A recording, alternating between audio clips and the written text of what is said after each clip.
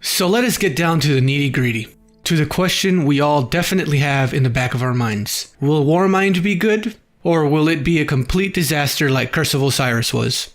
As expected, Bungie has been feeding us bits and pieces of what Warmind has to offer. But let's be real, Bungie was always good at playing the hype game. I know I fell for it once or twice. Maybe more. I will admit that everything that has been done leading up to Warmind, including all the updates, has definitely been a step up, and a very good one.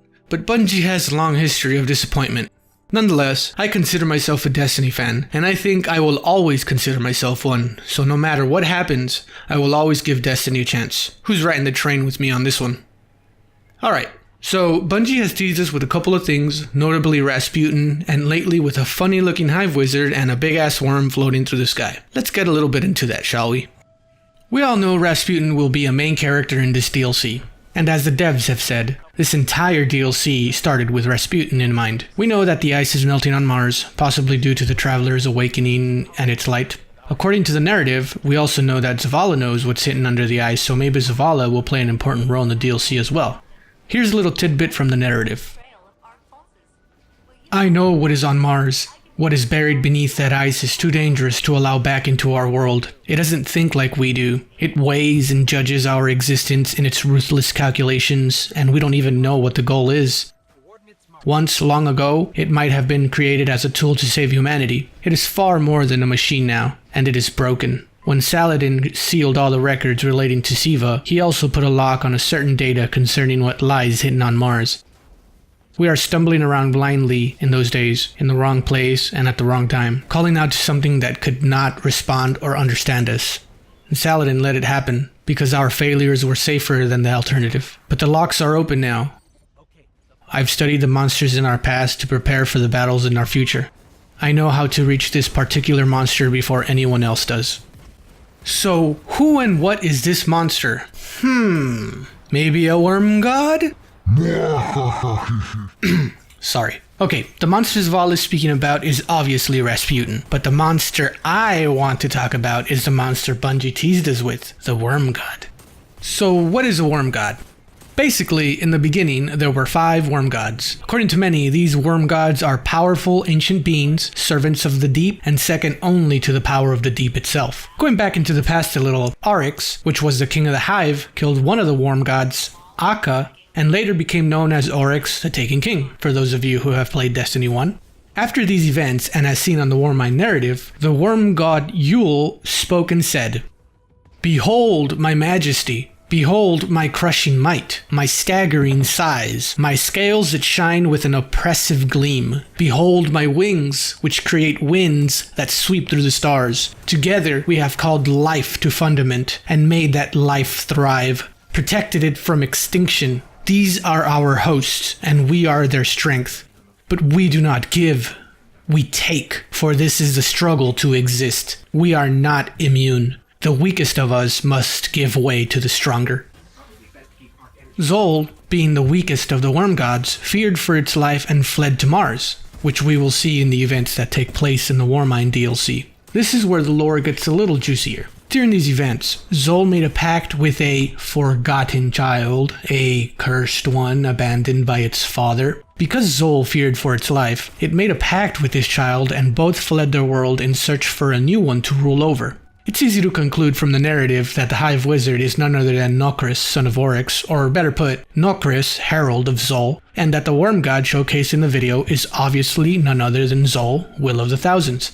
For those of you that may not know, Nokris was actually showcased way back in Destiny 1. In the mission Regicide, if you proceed to a location near the altar of Oryx and scan one of the statues, your ghost recognizes it as a hive god to the likes of Oryx and Crota, but could not make any association to the two because its symbol was unrecognizable.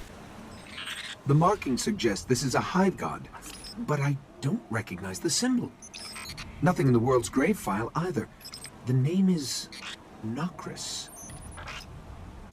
There is no association to Nokris before the Warmind events either because, as stated in the narrative, Xol took the heart from the child, whose name had been struck from the world's grave. Now, as many sources indicate, it's basically pretty much evident by what Bungie has shown us, Xol will be the main antagonist in Warmind. This both excites me and scares me at the same time. So why does this both scare and excite me, you may ask? So I answer. Let's take a look at Destiny 2's first DLC, Curse of Osiris, and more specifically, Panoptes. The entire premise of Curse of Osiris was rested on the shoulders of its main antagonist, which we all know now as Panoptes. Now, don't get me wrong. Panoptes was a brilliant concept. It was actually incredibly promising. However, I don't know if it was because of its lackluster campaign story I should say, or its appalling content, I'm looking at you, 2 tokens in a blue, or the state Destiny 2 was in at that time, or simply because of the failure Curse of Osiris was as a whole. But man, I don't know if I'm alone on this, but Panoptes could have been so much more. I strongly believe Panoptes could have had an awesome story to it, and even the power to be a raid boss, to be honest. Unfortunately, we were left with nothing other than a stale chip, the chip being Curse of Osiris. It is because of this precisely that I fear for Warmind. Panoptes was a new concept, so in a way, Bungie had a pass on that one. But now, they want to introduce Nokris and Xol. I mean, Xol. Xol. This being is second to the darkness itself. This being is a being of power. If the story campaign of Warmind is as pathetic as Curse of Osiris's was, and if Xol ends up being slapped around like Panoptes was, I will probably throw my keyboard across the room. I will probably punch a hole through my monitor. I will literally run outside and scream my lungs out. I will... Okay, which one is it in? Which one?